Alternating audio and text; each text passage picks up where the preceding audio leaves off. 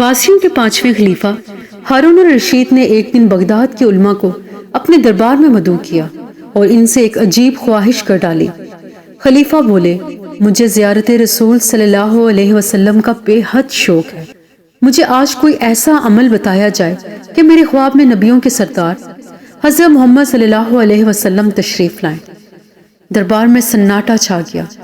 سب علماء سر جوڑ کر بیٹھ گئے کہ خلیفہ کو کون سا ایسا عمل بتایا جائے کہ ان کے خواب میں نبی آخر زماں حضرت محمد صلی اللہ علیہ وسلم تشریف لائیں۔ کسی عالم کی یہ ہمت نہ تھی کہ وہ خلیفہ وقت کو یہ کہہ دے کہ ہمارے پاس ایسا کوئی نسخہ نہیں ہے۔ خیر، ہمت کر کے ایک بڑا عالم یوں بولا، عالی جہاں، ہمیں ایک دن کی مہلت دی جائے تاکہ ہم اپنی دینی کتابوں میں کوئی ایسا نسخہ ڈھونڈ سکیں کہ جناب کو حضرت محمد صلی اللہ علیہ وسلم کی خواب میں زیارت ہو جائے۔ خلیفہ نے ایک دن کا وقت دے دیا اور ساتھ ہی یہ حکم نامہ جاری کیا کہ اگر یہ علماء نسخہ تلاش کرنے میں ناکام رہے تو ان سب کو ملک بدر کر دیا جائے گا۔ اگلے دن پھر شاہی دربار سجایا گیا۔ تمام علماء حاضر ہوئے۔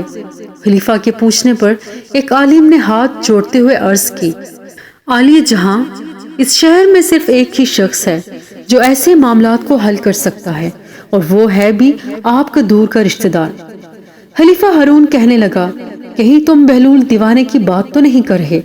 جی حضور اعلیٰ، ایک وہی ہے جو ہر طرح کی گتھی کو سلجھا دیتا ہے، کیونکہ آپ کے سوال کا جواب ہمیں کسی کتاب میں نہیں ملا۔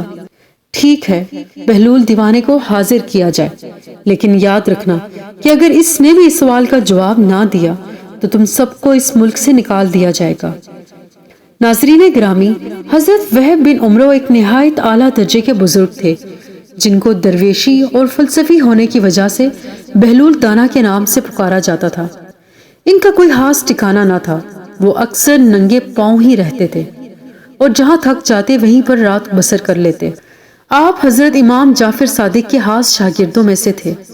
خیر، جب حضرت بہلول گوشائی کو حکم نامہ ملا کہ آپ کو فوراً دربار شاہی میں حاضر ہونے کا حکم ہوا ہے، حضرت بہلول دانا خلیفہ کے دربار میں نہ جاتے تھے، اس لیے آپ نے سپاہیوں کے ساتھ جانے سے انکار کر دیا۔ لیکن پھر ایک عالم نے جو کہ سپاہیوں کے ساتھ ان کی منت سماجت کی کہ اگر آپ آج دربار میں نہ گئے تو سارے شہر کے علماء کو جلا وطن کر دیا جائے گا۔ یہ سن کر آپ محل کی طرف چل پڑے۔ جب آپ دربار میں پہنچے تو آپ کو بتایا گیا کہ خلیفہ کو اب ایسا نسخہ چاہیے جس کے بعد اس سے پیارے پیغمبر حضرت محمد صلی اللہ علیہ وسلم کی خواب میں زیارت ہو جائے۔ آپ نے خلیفہ کی طرف ٹکٹکی باندھ کر دیکھا اور فرمانے لگے، بے شک میں خلیفہ صاحب کو زیارت کا نسخہ کیمیا سمجھا دوں گا، لیکن اس کے لیے 2 دن کا وقت درکار ہوگا۔ لیکن شرط یہ ہے کہ عالی جہاں آپ کو ویسا ہی کرنا ہوگا جیسا کہ میں کہوں گا۔ خلیفہ چونکہ چاہتا تھا کہ سب علماء کا بہلول پر جو بھرم ہے وہ ٹوٹ جائے، اور اگر بہلول سچا ہوا تو مجھے سچ میں 2 دن بعد نسخہ مل جائے گا، اس لیے اس نے حضرت بہلول دانا کی شرط مان لی کہ جیسا وہ کہیں گے خلیفہ 2 دن تک بس وہی کریں گے۔ حضرت بہلول خلیفہ ہارون سے فرمانے لگے کہ کل رات کا کھانا آپ نے میری طرف کھانا ہے، میری طرف سے آپ کی دعوت ہے، اور کرنا یہ ہے کہ ابھی سے لے کر کل رات تک آپ نے پانی نہیں پینا ہے۔ خلیفہ نے وعدہ کر لیا کہ ٹھیک ہے، ایسا ہی ہوگا۔ چنانچہ خلیفہ صاحب ساری رات پیاسے رہے اور اگلی شام بہلول کی جاہ پناہ پر پہنچ گئے۔ خلیفہ کو بہت پیاس لگی تھی اور سوچ رہے تھے کہ ان کی توازے اچھے مشروب سے کی جائے گی، لیکن حضرت بہلول نے مختلف پکوان ان کے سامنے پیش کیے اور کہا کہ یہ کھائیں اور واپس چلے جائیں۔ چنانچہ پیاس کی وجہ سے حضرت خلیفہ صاحب زیادہ نہ کھا سکے اور واپس محل میں چلے گئے۔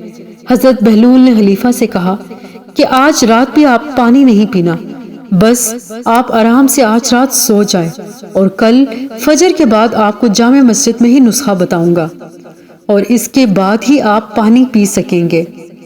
خلیفہ صاحب نے بڑی مشکل سے رات گزاری اور صبح سارا دربار اور علماء مسجد میں جمع تھے کہ بہلول آج وہ نسخہ بتانے والے ہیں کہ جس سے بادشاہ نبی پاک صلی اللہ علیہ وسلم کو خواب میں دیکھ سکیں گے۔ فجر کی نماز پڑھنے کے بعد حضرت بہلول خلیفہ سے مخاطب ہوئے، حالیہ جہاں، آپ کی رات کیسے گزری اور آپ نے رات میں کیسے خواب دیکھے؟ خلیفہ ہارون رشید کہنے لگے، بہلول ساری رات خواب میں پانی ہی پیتا رہا، کبھی پانی پی رہا ہوتا تھا تو کبھی دلکش پانی کے نظارے سامنے آتے تھے، اور ابھی بھی بس پانی پینے کی ہی چاہت ہے۔ حضرت بہلول نے خود خلیفہ کو پانی پیش کیا اور خلیفہ نے خوب سیر ہو کر پانی پیا۔ اس کے بعد حضرت بہلول فرمانے لگے، جس چیز کی طلب ہمارے اندر شدت اختیار کر جائے کہ ہر وقت ذہن اور سوچ میں بھی وہی چیز ہوتی ہو، تو پھر وہی کچھ خواب میں بھی نظر آتا ہے۔ زیارت رسول صلی اللہ علیہ وسلم کے لیے اپنے دل میں شدت پیدا کریں۔ خلیفہ صاحب اپنی سوچ کو آپ صلی اللہ علیہ وسلم کی یاد سے بھر دیں، دیدار کا انتظار کریں اور اہتمام کریں، تو خود بخود ہی زیارت نصیب ہو جائے گی۔ اللہ پاک ہم سب کو نبی پاک صلی اللہ علیہ وسلم کی پر نور زیارت نصیب فرمائے، آمین۔ ویڈیو پسند آئے تو چینل کو لائک اور سبسکرائب کر دیں۔ اللہ حافظ۔ Yeah.